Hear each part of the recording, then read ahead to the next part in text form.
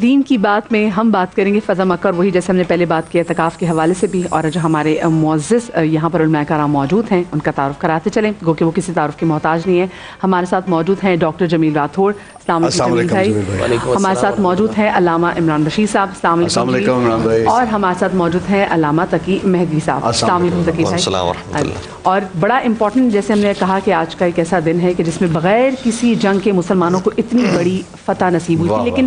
جو اسباب ہیں اس کے، جو اس کا پس منظر ہے، وہ جاننا بہت ضروری ہے، کیونکہ بہت سارے بچے اس وقت ہمارے اسٹوڈیوز میں موجود ہیں، لوگ بھی دیکھ رہے ہیں، ان کو پتہ ہونا چاہیے۔ تو میں جمیل بھائی، سب سے پہلے تو سوال میرا آپ سے ہے کہ فتح مکہ یقیناً ایک بہت بڑی فتح مسلمانوں کے لیے، جس میں دیکھا کہ لوگوں نے کردار دیکھا رسول پاک کا کہ ان کا کردار کیسا ہے، اور ان کے کہے بغیر ان کی کردار کی وجہ سے لوگوں نے اسلام قبول کیا۔ اسباب کیا تھے، پس منظر کیا تھا اس کا؟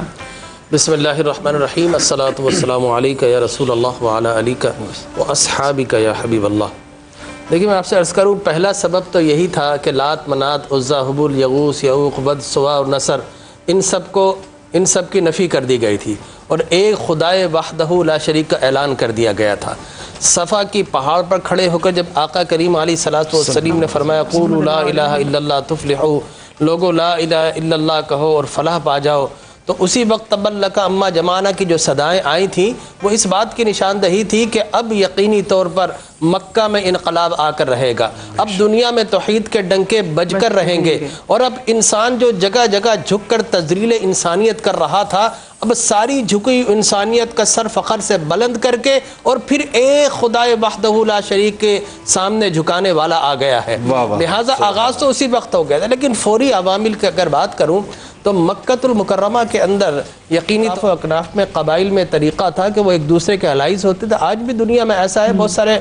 مختلف جو فورم بنتے ہیں، جس طرح نیٹو اور سیٹو، یہ سب بنتے رہے، تو وہاں پر جب آقا کریم علیہ الصلوۃ والتسلیم بنو خزاع ایک قبیلہ تھا جو رسول مکرم صلی اللہ علیہ وسلم کا الائی تھا، اور دوسرا قبیلہ تھا بنو ابو بکر جو کہ قریش مکہ کا الائی تھا،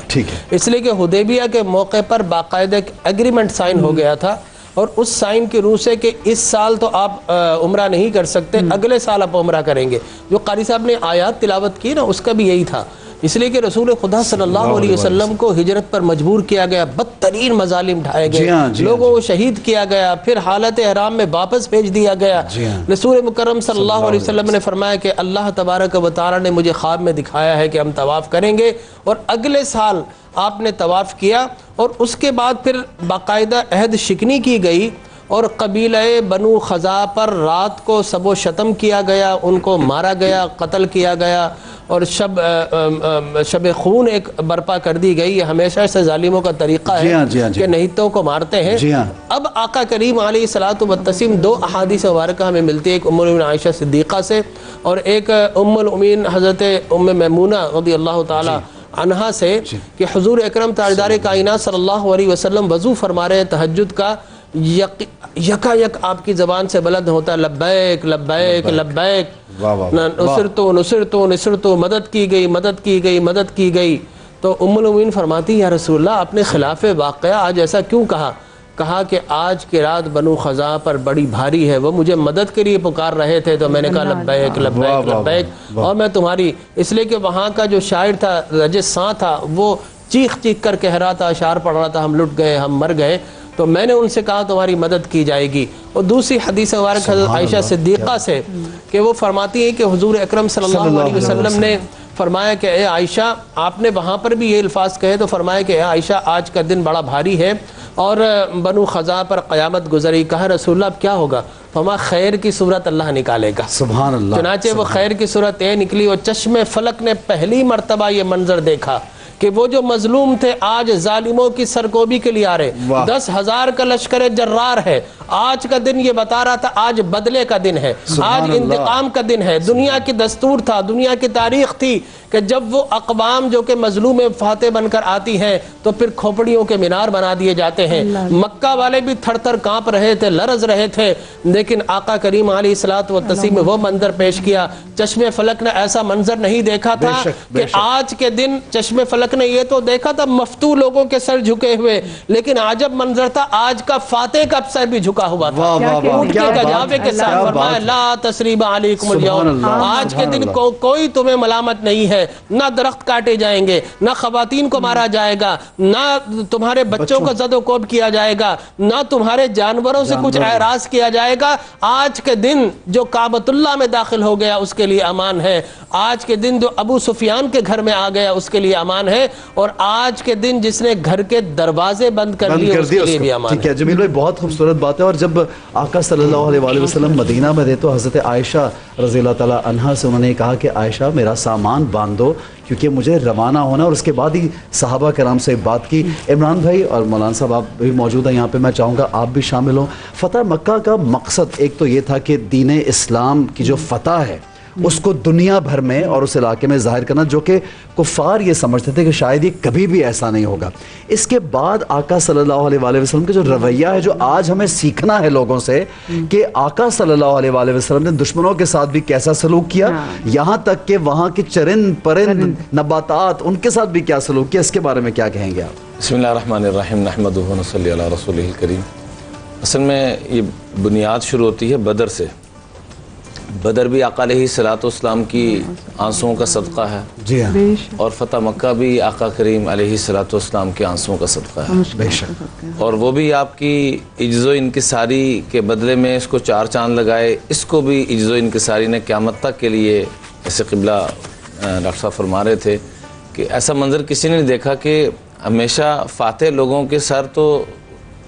اٹھے ہوئے ہوتے ہیں، بالکل مفتوح کے جھکے ہوتے ہیں، یہاں الٹ معاملہ ہو رہا ہے۔ تو آپ بدر سے تھوڑا سا میں ایک بیسک بنیاد عرض کرنا چاہوں گا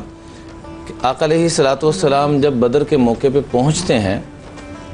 بدر سے فتح مکہ تک کا سفر، یہ ایک بڑا خوبصورت عنوان ہے۔ بدر سے، چونکہ بدر بھی رمضان میں ہوا اور فتح مکہ بھی رمضان میں ہوا، وہ 2 میں یہ 6 میں،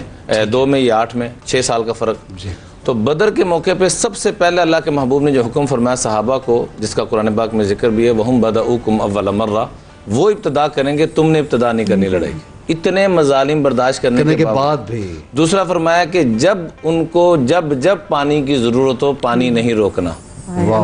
دشمنوں کا جو جان لینے کے لیے۔ اور تیسرے نمبر پہ فرمایا کہ ان حضرات کے ساتھ پہلی رات تو آقا علیہ السلام اللہ کی بارگاہ میں عجز و انکساری کے ساتھ روتے دھوتے رہے،